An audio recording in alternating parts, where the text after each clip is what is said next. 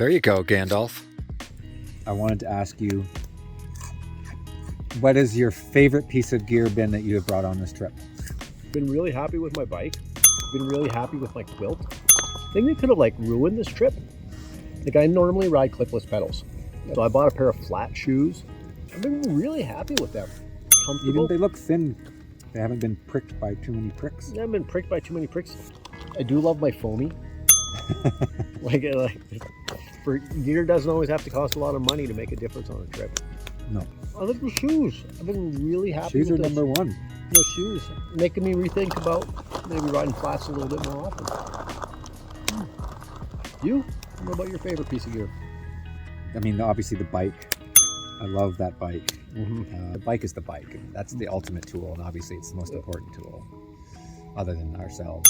I think for me, it's the sleeping quilt. I've been kind of humming and hawing between the sleeping quilt and the tent. Mm-hmm. The tent is amazing, but without the sleeping quilt, it's not as amazing. But if you take the tent away, the sleeping quilt is still amazing. Yep. So I get like excited when I get into bed at night.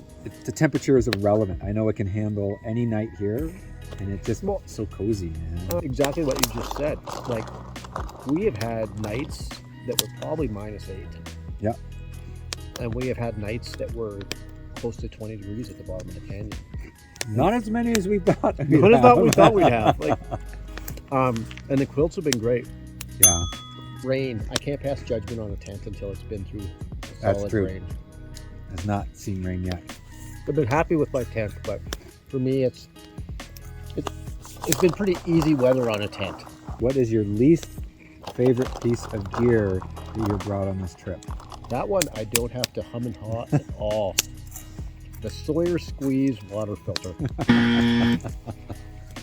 It just doesn't work consistently. It's slow. Even as a gravity filter, sometimes it works, sometimes it doesn't. Inline filter, it was supposed to work, but it doesn't. There's too many fittings, air gets in. Yeah, I don't think it's just exclusive to the Sawyer squeeze. Mine, the MSR inline, it's performed much better than yours. Like leagues ahead. That's a low bar. It's hard enough to drink through the bladder hose at any given time when you're doing a climb or you're doing high exertion. Yeah. But when you have to suck really hard to make that happen, then you just don't do it. Nope. Right? So you just drink a lot less water. Yep. Other pieces of gear that would have been discoveries, pound bottle. Oh my God, the pound bottle. It could be my favorite piece of gear. I think it's actually the one that saved.